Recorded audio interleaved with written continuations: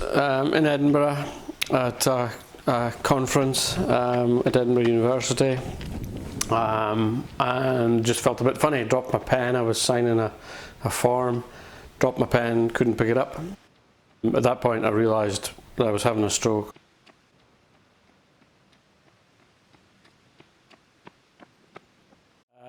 Obviously the stroke was a severe shock to my family, probably harder for them than it was for me. I was very calm. I think I probably didn't realise how dangerous having a stroke was.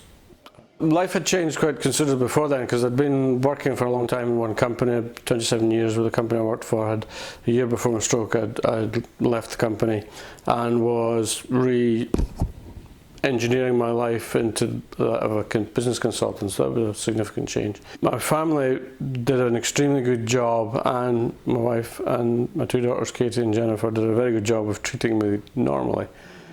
There's a tendency and a desire to look after someone when they've had a stroke, and we had talked about it, and I encouraged them to not mollycoddle and not wrap up in cotton wool.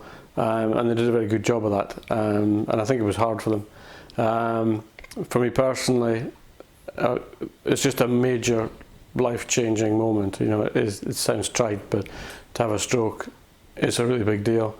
It's a warning, and if you don't heed that warning, then it serves you right. So the rehab up to the point of being discharged was very, very good. I'd been moved across from the ERI to hospital in Windygates in Fife.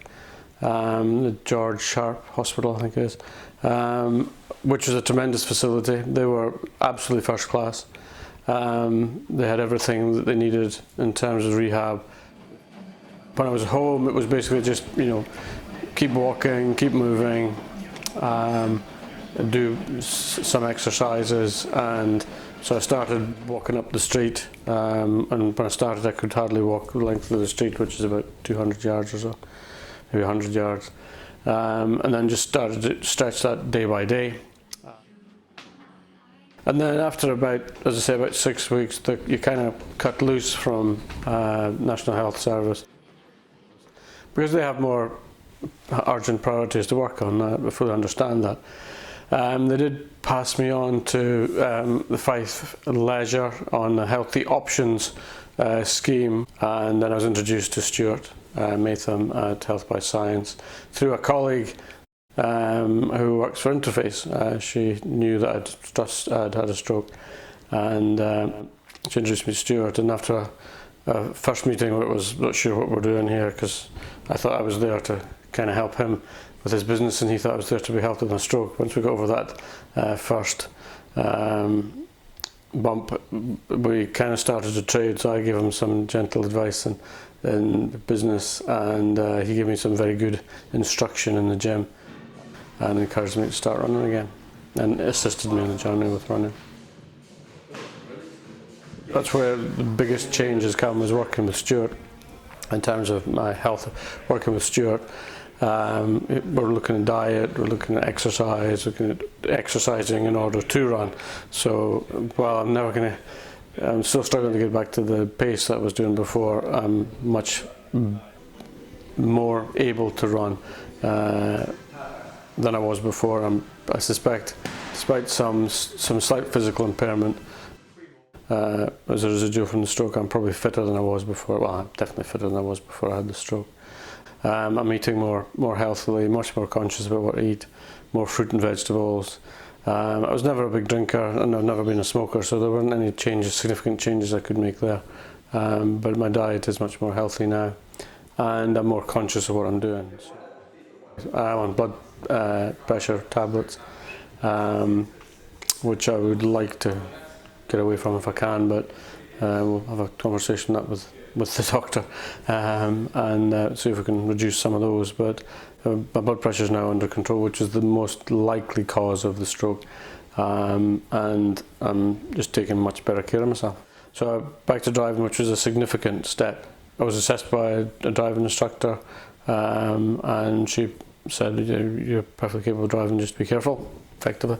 And then it was getting back a bit more fully to work. So I was at that time not aspiring to be working full time and not long hours, but I'm busier now than I was at the time of the stroke.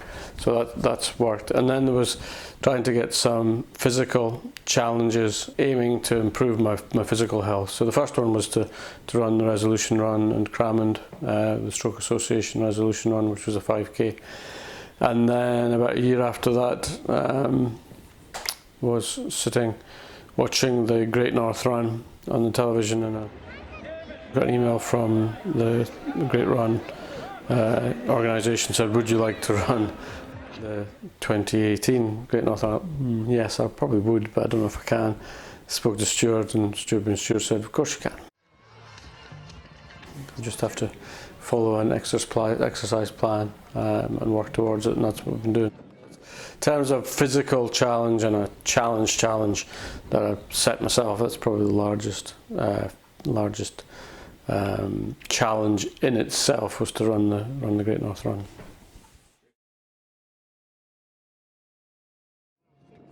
Our mission to help stroke survivors, I agree with that mission. They are trying to keep it small and manageable and personalised as much as it can be. They treat you like a normal person. It's the confidence they've got to help you on your way without being carefree about it. You know, it's okay, it's perfectly okay.